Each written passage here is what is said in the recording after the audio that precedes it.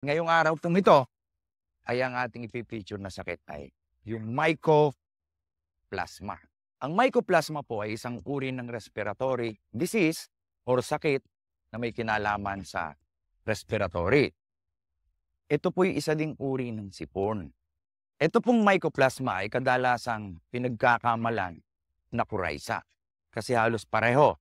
Kaya nga po na sinabi ko, halos pareho pero magkaiba po sila.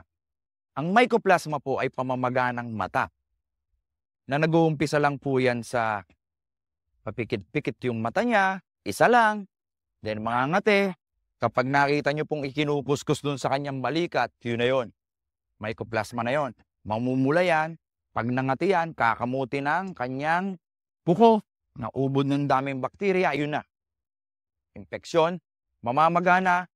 Sa totoo lang po, dito sa sakit na ito, dito po ako takot. Kasi napakabilis po nitong lumawa. At wala po itong pinipiling edad. Ang nakakaawa po dito yung mga sisiw.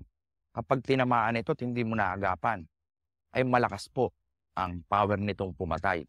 At lahat po yan meron. Ang tagal pati po nitong gamutin. Talagang 7 araw na gamutan po ito. So, agapan na po natin. Meron naman pong bakuna rito.